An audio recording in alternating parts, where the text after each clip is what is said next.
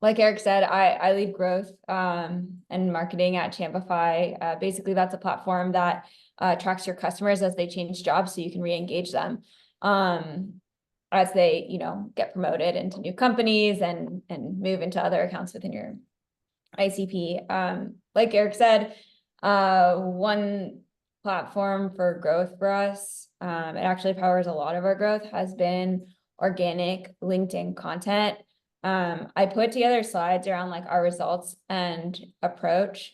But I think at a high level, before I open it up, I'm just going to talk about a little bit why we leaned into LinkedIn overall and kind of what we were testing. Essentially, we're a pretty lean team, which means our budget is pretty lean. So part of starting out for us and really building a scalable marketing motion was finding the organic avenues that we could amplify versus starting with paid right away.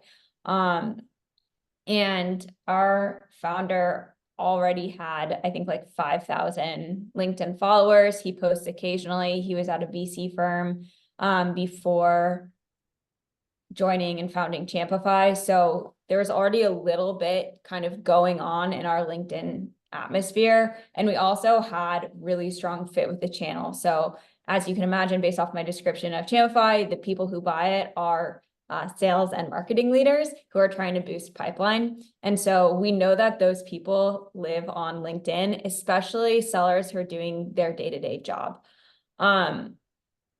So what I ended up doing was spending time trying to convince Todd, that our founder, that we should really lean into LinkedIn as a channel and really try and produce valuable content on LinkedIn. It's like ungated, it's accessible to everyone. They don't have to find our website, right? So we could start building kind of that brand affinity and brand awareness that hopefully resulted in website visits.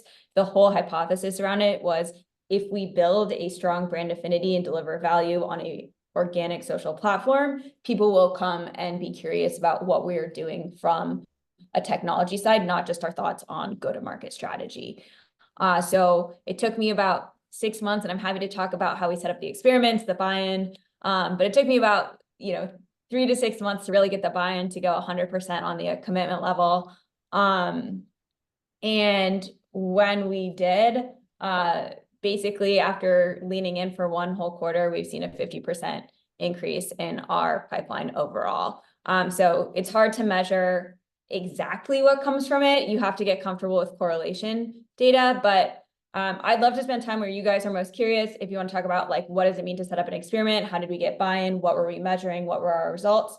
I have details on all of them on slides, but I think since it's a small group here, it's probably better format to do kind of like Q&A or dive into what you guys are curious about.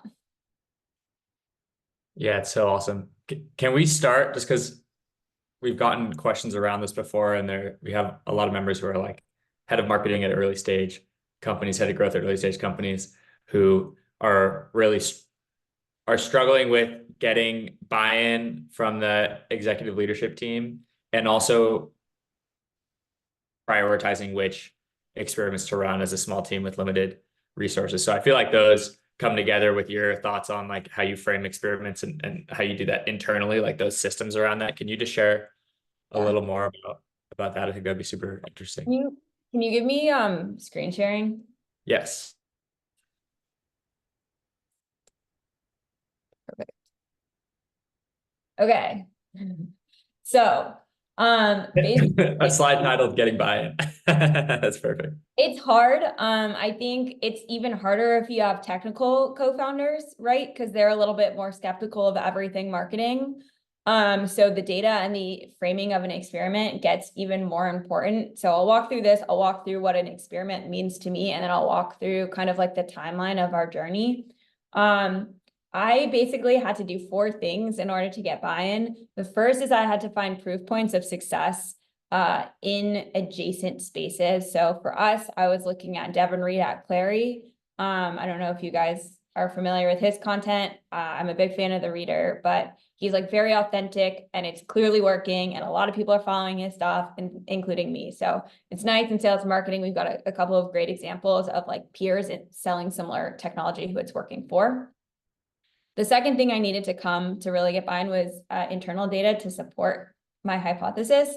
For me, that means I think everybody has posted something on LinkedIn at some point in their career who you might want to be the one convincing to make this a full team. What I actually did was I put money behind just a post that had been written that I thought was like pretty high engagement, had over 100 likes. And I did one of the thought leadership ads for LinkedIn, and I sent it to a planned audience in LinkedIn who are like my target accounts and the key personas at them. After about 2 or 3 weeks, the click-through rate of that was like 12, 13%. Our other ads range from like 1 to 3%. So we were looking at between a 12 and a 4x lift in click-through rate. Since this is really awareness focused, I wasn't necessarily looking at like the downstream metrics. We don't have direct response ads. They're all very like kind of like brand. I want you to discover who we are at. So like that's the genre it was competing against.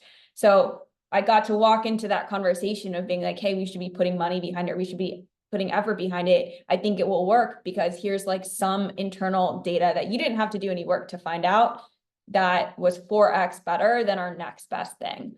The next thing I did was I framed it as an experiment. I think that asking somebody to post religiously on LinkedIn or any organic platform, whether it's doing like AMAs on Reddit or hosting a video hour on YouTube or whatever the channel may be that works for your audience, it's really daunting to think that you're going to have to do that for the rest of eternity. So the way we framed it as an experiment and the way we set up the experiment with lots of milestones and outs made it really easy to say yes, because if it wasn't working, there was like a clear ripcord. And then the last thing that I had to do to get commitment, because we had multiple false starts, was actually put money behind it. For us, that means like our founder wasn't going to, he would say, I'm going to post. Yeah, I'm going to post. And then like the meeting would get pushed. So when I actually paid for a coach to help him become a better writer, he couldn't miss those meetings because we had paid for it. And so there was money behind it. So that was like the equivalent of like paying for a class and not wanting to have to pay the no-show fee in like the workout world. But like that was what motivated him. Everybody works differently. So you have to find the right like kind of lever to pull there. But those were like the 4 things we had to do to get buy-in. Any questions there? No. Okay. So I think quick question. So did you encourage the founder to write himself, or did you try ghostwriting for him? I don't believe in ghostwriting. I think you lose authenticity, and I think it shows unless you have somehow found the world's best ghostwriter. But if I wrote for Todd, it wouldn't sound like Todd. It wouldn't have his like gravitas or his tone. And so I have never found that to be like a great medium personally, just because I think it works really well if you can find that person, but I don't have enough time to find that right person. And I think there'd be so many failure cases in finding that right person that it would not really, it would be hard to validate, does it work or not? Just because if you're not the person who's doing it, like they want to hear from Todd. That's like why we picked him to be the writer. So I was really focused on encouraging him to actually write versus having someone write like what I wanted to say to the market, because I think it's more meaningful also when it's like what he wants to say to the market. It's not necessarily about our product. It doesn't have our vision or our mission or our tone. It's like, here's my real experiences. So that kind of makes it more engaging. Cool. So for the experiment, there was criteria around a hypothesis, which meant I set up like, if you post 3 times a week, I think we will get 20% lift in your founder. So it's like both the input and the output you expect to see. If he didn't post 3 times a week, then the experiment is moot, because that is the criteria of the experiment. So you have to have a really strong hypothesis with criteria. You have to have measurable outcomes. So the 20% increase in followers was like our measurable outcome for the first leading indicator. It has to be time bound. So we said we would hit that goal within a month.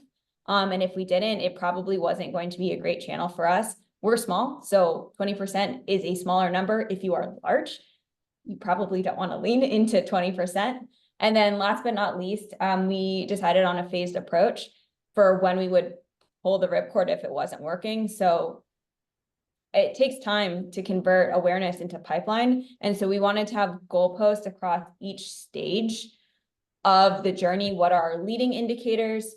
What are our midterm indicators? What are like the final results? And what do we expect to hit at each kind of like time check-in?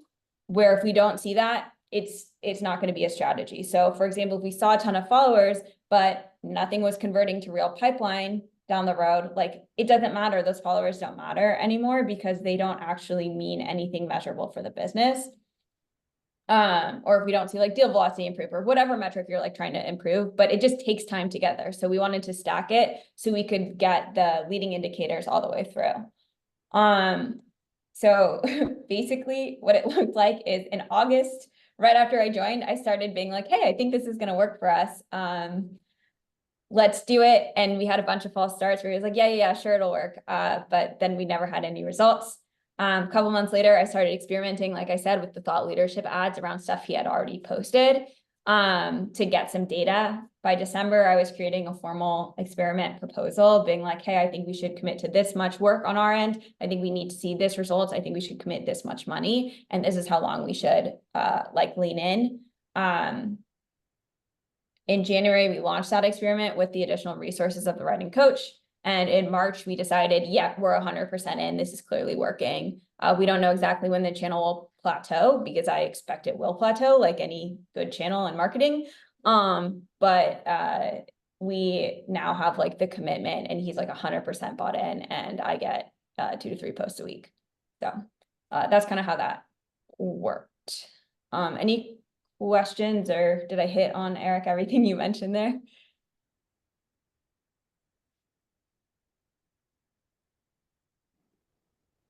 Could you go back one slide real quick?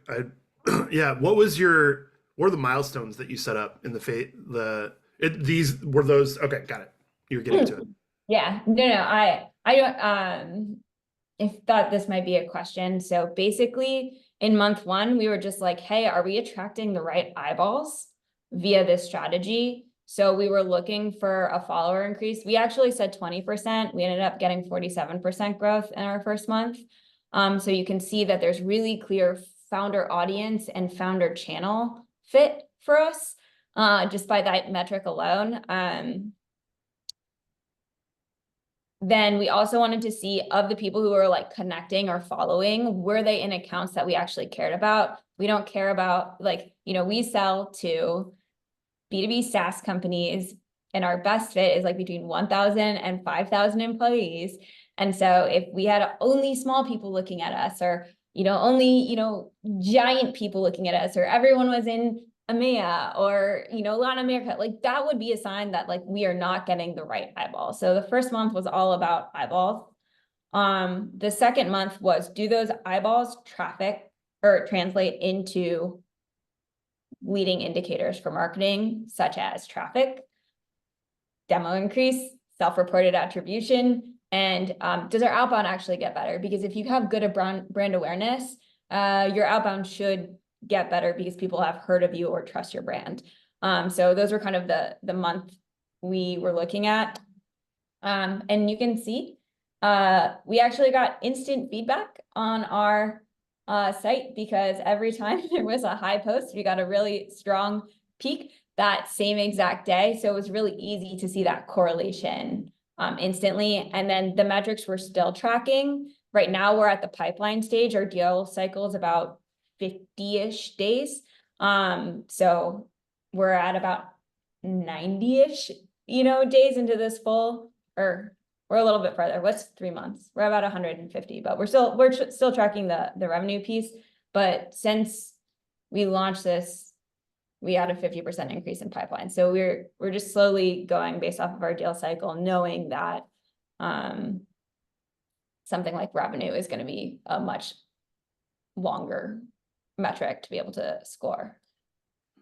Were your thought leadership posts, was there like a CTA or like a connection to the website, or were you just kind of Okay. So how are you Yeah, tracking so- the accounts from LinkedIn to like demo sign up?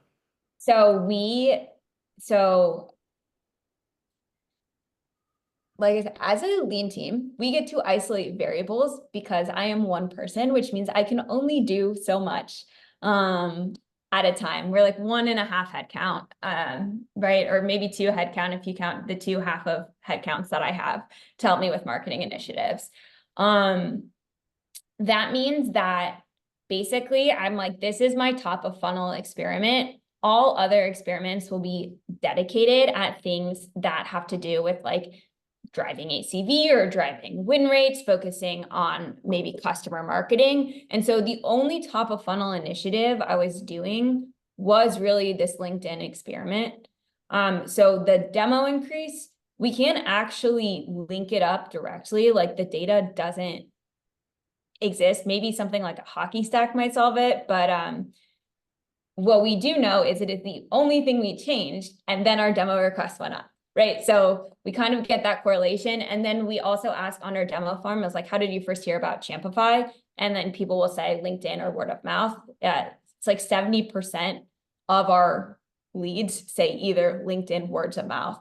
So I think word of mouth could also be from the thought leadership post, because they're not ads for Champify. It's like, I talked to a CMO at this company and here are the things that they told me they cared about. Like they're really focused on the problem space and like a general advice for, really sales leaders versus like, here is what Champify does. We have like 1 Champify post probably every 6 weeks, but 90% of it are just really like, hey, we are seeing a lot of people with this problem. Here's what we're hearing are the answers, or here based off of my experience are the answers to this problem. Since he's like a respectable sales leader in his own right, he gets to share his like firsthand story. So they're not product focused at all. And there's really no direct link other than like referral traffic coming from LinkedIn, which is like 20% of our traffic is just from LinkedIn, organic.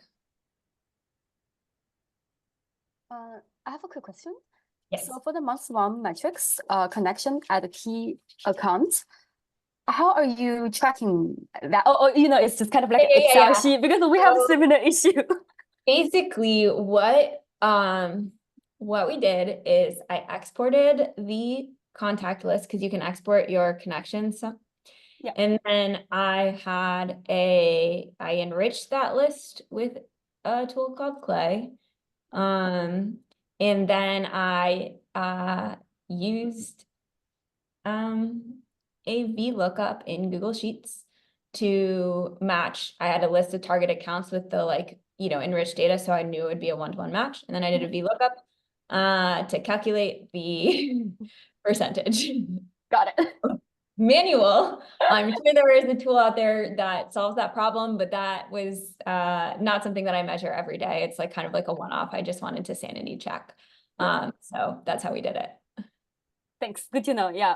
It's always tricky to get data from LinkedIn. Yeah. Yeah, it's always struggle. I am quite proficient with Excel at this point. So we do a lot of VLOOKUPs for kind of sanity checking, like, are they in our target account? And hope that we don't have to redo the analysis all the time, or I wrote good enough formulas where I can just plug more data into the sheets and it will populate the actual measurements for me. Awesome. Thanks. Yeah, no problem. That was like a one of us moments. I love that. I've frozen a little bit, so apologies if I cut out and maybe you answered this already, but did you have any pushback at first when you were aligning on these metrics with your leadership team? Like, did you have different definitions of what realistic was, and did they want, pipeline faster, or to tie bottom of funnel metrics faster, or was it a pretty clean process of getting everyone aligned on these? So I have about 4 years prior to joining Champify of experience working with Todd. And so I got to do a lot of that, credibility being his marketing stakeholder while he was the VP of sales at a company called Heap. So for me, it was actually getting the like, sure, I believe you was like the easier part. Getting the commitment to actually do the work was the harder part.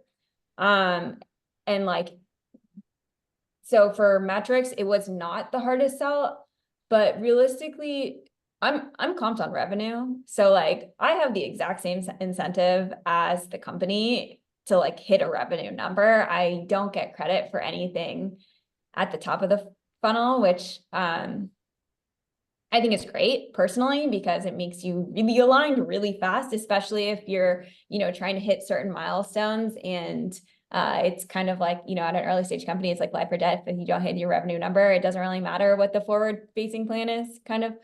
That was an aside, but that said, so what we were really looking at, like, is what do we think, like, not what is reasonable, because I have no idea what is reasonable here, but like, what do we need to see to be like, yeah, this is worth you, executive CEO, to spend 5 hours a week? What do you need to see to say that this is where you should spend your time instead of spending it somewhere else? Because the time is so precious at that stage. And basically, our goal was like, let's hit 10,000 followers. Like, let's just go up by 1,000. That's about a 20% or like 15% increase, right? Like, let's just see if we do it. If we don't hit that, we're like not going to get the traction. And we weren't really sure what we wanted to see from traffic increases or from pipeline increases. We like wanted to see if we could hit the first milestone before we figured out kind of the rest. And so that was not like a what is realistic, what is not realistic. I'm actually the conservative one, and he's very bullish on being aggressive. So I was like, well, calm down. We might not, hit that many followers or whatever. But when I started posting myself, because we do sell to sales and marketing, the goal we were like, okay, is this content good enough, was 20%. Like we decided that was a reasonable benchmark for followers. And then I think like the traffic and the demo requests and all of that really depends on your volume. So it's probably easier to set like a number than a percentage, depending on your scale. But I think it's more about what do you need to see for it to be worth it, is not like a objective goal. It's like you have 6 options on the table, right? Like you have to take something off the table. So how good does it need to perform in order for it to be worth sacrificing something else? And that's really how I think about approaching it, is like stacking my bet, like kind of like stacking my bets. I only get to make 3. So like, what do I need to see to say, hey, yep, this is where I want to spend all my time and double down. And if I don't see that, then it's like probably not going to have a big enough lift on my pipeline overall to really matter at this stage. So I get to take it off the table. And so really that's how we were approaching it, versus like, what is a reasonable goal? It's like, who knows what reasonable is? It has to hit a certain metric to be worth your time. And that's the harder thing to figure out. I love that. That's great. Thank you. Do you have many other people in the company posting on LinkedIn? So now we have 3. One of our SDRs loves to post on LinkedIn. We are just like, go for it. He wants to build his own brand, his own thing. He's like really jazzed about it. And he's crushing his number. And so I am all here for it. And if he needs things from me, I am happy to put money behind it. And then I also put thought leadership ads behind some of his posts to the accounts he's outbounding to. So at least they will have seen his name. And I think that works, because his cold call responses are like, oh, Will, I saw you on LinkedIn, right? So like, it really does help with our persona. Would it help with every persona? Like if I was selling to developer leaders, I probably would say, like, I don't care if you're doing that. But we're selling to salespeople. So it's great. And then I also post on LinkedIn. But we really only started with our founder, Todd.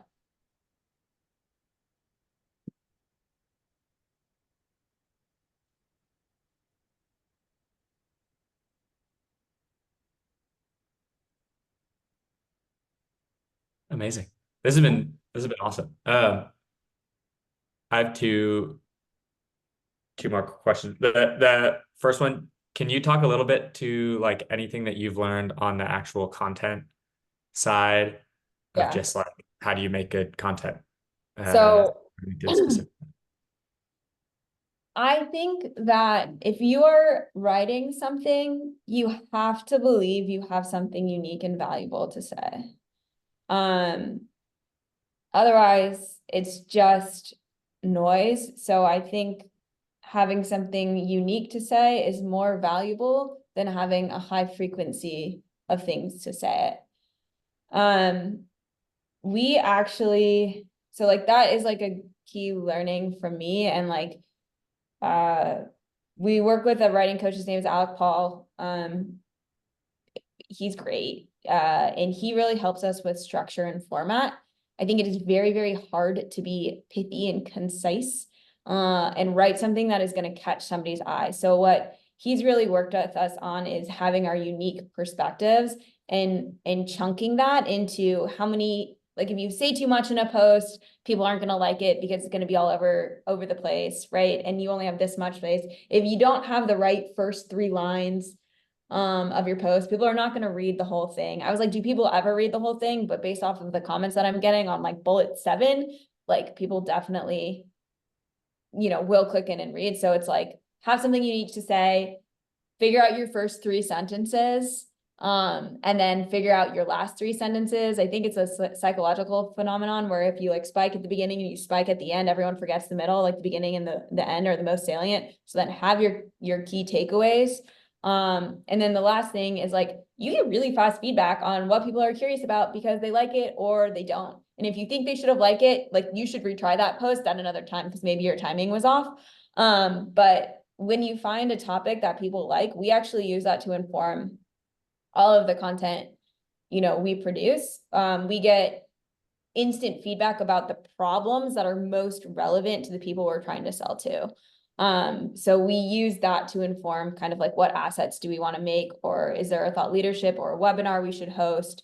But like experiment with different topics and find I think it's really the right problems that you're talking about. Like, what are people most curious about? Like that's kind of what you'll find. And we lean into those problems. And then every now and then try and tie it back to our product. It's not like so far out of the realm that it's like completely unrelated, but it's really about the problems that everyone's trying to do because everyone just wants to do their job better, wants to be in better. Like, could you talk about like what the like week to week structure looked like? Because it sounds like you had a writing coach and then you were working with Todd. It's like, what level of involvement were you in terms of like providing feedback on content? What did that look like? And then also like, were you creating prompts for him? Was he creating his own prompts? And maybe even like, what was the time investment like? Like, how much time did he put into that every week? Yeah, so great questions. So I will start with time commitment. So Todd writes for a couple hours, like maybe 2 hours every Sunday, and he batch posts. I would not ask people to write posts in real time, maybe write, 4 every other week. But you want to stack them. The level of involvement that I have on his posts are sometimes I see a post that is interesting to me and I say, hey, I'm curious about your takes on this. Can you write something about this topic?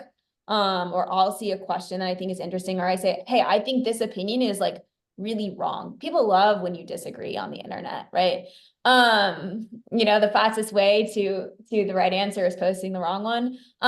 So whenever I see a post that I think this is really wrong, I'll send it to him and be like, hey, like, I think this is off base. Like, provide your hot take. Especially if it's from someone who's like, I don't know, I saw something from like the founder of, or like the CRO of Apollo, and I was like, this is so off base. Like, Todd, go smash it into a million pieces. But the other prompts that I think are really valuable is like, if you're talking to customers, what are 2 things you learned from customers this week? What is the advice you'd give to yourself 5 years ago for how you got who you are? Ideally, like, your person who's posting is like the same person who is buying, so that the problems are relevant. But like, yeah, what would you tell yourself 5 years ago? What is the biggest mistake that you made this quarter? Like, what was the biggest miss you made this quarter, right? What is something that's going really well internally and something like 3 ways that you hit that goal? What is a new thing you tried? Like, so it's really about like what happened this week and like, what did you learn or take away from it? I think the customer posts are also the most interesting, especially if you have a person who's like meeting with customers to understand what people are thinking about. Then you have a really easy hook. Was like, I talked to someone who was a VP of, sales at a 300-person company, and they were thinking about this. And like, there's your kind of intro. But we did a lot of like kind of prompts like that. And then the only other guidance I give him is like, he posted something about hiring your first salesperson. And I said, Todd, don't post this anymore. We don't want to sell to startups. Like, I don't want to see that because it's the wrong audience. So I care less about like the topic and more about who it's for. So I'll kind of give him guardrails of like, hey, this kind of seems like it's deviating from the person who we're trying to give value to. So like, let's hold off on that topic. But it's, I would say like 90% him. He's like a really smart guy. Like, that's why I came to work with him. I think he has really valuable thoughts. And so it's more like saying, yeah, what are your thoughts on this thing versus trying to even influence what he puts out. Control the input. Makes it way easier. That's awesome. That's super helpful, and I think probably makes it easier to get buy-in from them when you're like, I'm asking for 2 hours chunk once a week to just batch out posts. The first time we did it, also, just like if you're trying to get buy-in, it was like, hey, write 10 things. Just write 10 things, because then I have enough to work with that you don't have to look at it again for like 3 weeks, right? So that was like experiment 1, is like do 10 and then we're done, which is good. Yeah, and then I love the focus on persona over anything else. I feel like content, it's like a baseball card where you have like different stats with different levels, and it's like a spiky and it all adds up to a circle. And some are like really viral, but they don't convert because they don't talk about the problem. And some are like hopefully high converting pipeline, but less viral. Do you like on that spectrum specifically, which is you can create more viral content that can work way better in terms of you can get way more eyeballs, but you don't know if it converts, versus you can create content that you think will be much more compelling to your target audience, but it might not get as much reach. Do you have any thoughts on that spectrum and like where you want your content to sit? I want 90% of it to be valuable. I would rather have quality over quantity, but valuable doesn't necessarily mean that it's high converting traffic. I think it is the job of the traffic or the eyeballs to provide value and curiosity. And it is my job as a marketer to nurture that curiosity and make our assets and content that are branded valuable enough where I can keep their interest. So I don't want to just create like a viral post. Like, it's great when it happens, but I think that if you're just creating something for virality, you're just like adding noise to an already noisy thing. And sometimes it's great if you have a really hot take on a salient point, but if you're just doing things for the likes, I think the quality of the likes are also lower, and then your conversion rates all drop. And then like it's just like, maybe you aim for one, but I think it's also really hard to create virality. I don't know how to do it. If somebody does, good for them. But I'm much better at creating things that I think are meaningful. So that's kind of where we focus. I like that. Yeah, I definitely agree. This might be out of left field, but have you seen, so you've started posting on LinkedIn a lot, and you have this awesome opportunity to like use ad spend from your own company to promote your own LinkedIn profile. Like, have you seen any personal gains, or has this been like a career accelerant for you at all? Or just like, if anyone else here is thinking about like running a similar play purely selfishly, like, can you talk about that a little bit? Yeah. Or is that So I started posting on LinkedIn because what we actually found is a lot of salespeople are champions, but a lot of marketers are budget holders. It is a career accelerant in that, like, you asked me to come talk here, like I get hit up from, other marketers at companies that I think are cool. Like I was talking to, a marketer at Canva who was like, I'm curious about what you meant by this, and that kind of thing is really cool, not only for like personal gain, but like I get to learn from more people because I'm exposed to more people. I only target them to marketers.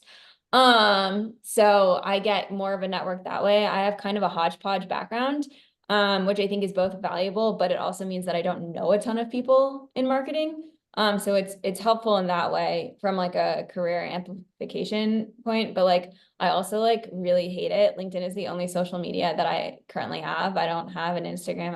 Or it's deleted. I don't have a Facebook. I don't have a TikTok. And so like for me, it's like I like to be behind the scenes a lot. But in this role, it is better for like my outcomes if I am not. And so for me, it's like I get a lot of texts from like friends who are making fun of me constantly for my LinkedIn posts. But as far as like what I think it will mean for my next job opportunity, when that time comes, is I definitely think that it will have an impact, especially because if you look at my posts, like they're very much like, here's the strategy I tried. It's not, you know, it's my resume now, I guess. So my resume in public.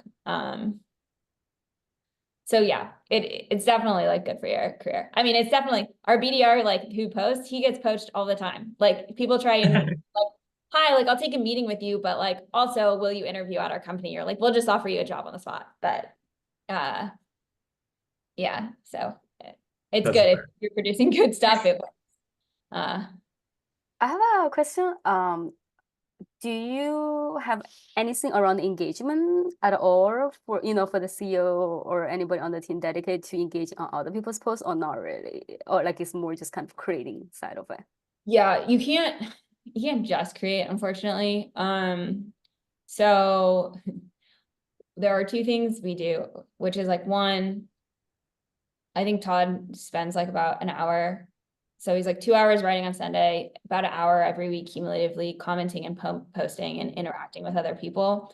And then we also, to help ensure we're penetrating the right audiences, have a list of like from our top 200 accounts. We have a list of all of the director plus sales leaders, sales enablement leaders, operations leaders, marketing leaders. And we try and connect to about 30 of them a week. So it's not a huge effort, but it's just like kind of slowly growing that following from an engagement perspective versus just the creation. Got it. I love it. I really like the comment you mentioned about the quality over quantity as well. I'm in a LinkedIn cohort program right now because I'm really curious behind the hood. And one of the tactics people like to use, at least maybe at the initially worked, but right now I think it's just a little bit overdone. It's like those engagement pods. Like, I don't know, personally, I was like, what's the point? It's just the same people commenting each other, Yeah, I think it when you get like comments at the beginning, I've been told that if you get like 10 comments in the first hour, it will like explode your reach. Like I'm gonna spend less time worrying about like trying to engineer like LinkedIn's algorithm. I think it's so easy to go down a rabbit hole and be like, oh, why not? And just keep trying things that feel authentic. And if it feels authentic to you, it'll probably feel authentic to people who are reading in the content. And I think that to me matters more than gaming the system. I could be wrong, but like for gaming things, it always seems like a short-term game that ends up making everything worse like 2 years later, and then the tactics like no longer work. So trying to preserve the integrity as best as we can. Yeah, no, I totally agree. It's interesting, like when you try to study the algorithm, it's almost like here's a lottery. I read this quote from somebody else, but here's a lottery I won. There's a lottery number I won. Now go do the same thing. Yeah, for sure. And when you are trying to connect with other people in your target account, do you do it yourself? Does the BDR does it himself? And does the CEO does it himself? Or do you help anybody on the back end? Or how is it done? Yeah. So our CEO has help. It's just a list. We don't do messages unless like Todd is connecting with someone because of something. Like we don't just do messages, just like click the button and connect. And then like see if they connected and then withdraw the connection if they didn't, right? So we have somebody's helping him with that. For me and the BDR, like we're on our own. Not important enough to have help. Yeah, once on one of my jobs, I was that help. Yeah. It was Ooh. Yeah. God, this is packed of really valuable stuff. I saw a post of yours recently about influencers and influence Mhm. marketing. Have you done anything on that front? Like, have you guys partnered with any influencers or not yet? We're trying to find our stride of like what does influencer marketing mean for us. I think that like if you want to look at it done well, like I think look at Clary. I think look at Nevadic. I think Nevadic has actually Natalie, who leads marketing over at Nevadic, the interactive product demo, has a whole podcast, I think, about how they built their program. We have kind of kicked off conversations with people. Like one of our advisors is Morgan Ingram, and he's like a really great BDR influencer, but we don't want to paper post. Like we've talked to some people and they're like, yeah, it's like $1,000 a post and I'll post whatever you want. And I think that just is, it's not kind of like where we're trying to grow. So yeah, I don't have good advice there because we're still trying to figure it out. But we're really looking for people who we can be mutually beneficial to, and who like actually like are used or invested in our product, not are just like names that people know. Like I'd rather help somebody like build their own brand and us grow together than like pay for somebody who doesn't actually feel the value of what we're doing. So we don't know, but that's kind of our philosophy is like find somebody who's going to be a good partner overall, where your success is kind of tied together. Does that mean like tied together like an advisor relationship, or just like we help each other because our audiences are similar and we'll just I think it could mean either. Like if someone like, you know, if you're an influencer and you're like, oh, like actually what I want is like speaking gigs or like to do trainings, you know, we have a bunch of customers who are like happy, but always looking to like level up their outbound playbook, right? Or level up their SDR team. And so like we can help connect those dots with people. Like that might be a viable option if that's like what we're both interested in, is like we want your audience, but you want our customers to kind of like help. And, you know, clearly we think that you're saying the right things if we want to partner with you, where we think you'd be valuable to our customers. That's kind of like one idea. If it's somebody who's like, okay, you have an audience and we have an audience and it's similar, and like we both can grow our audiences in a healthy way together, that's another thing that's mutual success. If it's like an advisor who's like, you know, you're leveraging their network more and they're like making introductions for you, but then they get like a % of revenue, that could be a you know, type of success. I think we haven't figured out like the right one. I think like referrals for us, and like I don't think that's it. I think we're more looking for like people who are either trying to build a community or like provide a lot of value to an audience. And like it's the same audience as us. So we're looking for like really strong audience overlap and kind of like similar value points in content. But yeah, I would say like we've thought about it and then we keep kicking it down the road because I think it's a pretty hard thing to do right. And I think it's a pretty easy thing to do wrong. And when you do it wrong, I think it can taint your brand. So don't want to do that. amazing. Any other questions? Well, Taylor, this was incredible. I really appreciate you being so open with sharing all this stuff and so tactical as well. That's the content that we really love. We got people on this call who are all demand practitioners, multiple years of experience, actively demand practitioners at all types of companies. Then people are going to listen to this who are in the same boat. What can we do to help? Any way that we can help you with anything that you're working on? I mean, I would just love when people like try new experiments, like also share them. I think we're all trying to find, you know, kind of what works. The only way to do that is experiment with them. So I read a lot of stuff that people are doing. I think it provides a lot of inspiration. So you know, if anybody wants to try something, or if anyone ever ends up taking my advice and it ends up working for them, I'd love to know what actually worked. It's one thing to work for your company, but it's cool if it's a playbook that will kind of scale across companies. So I'm always curious about that kind of thing.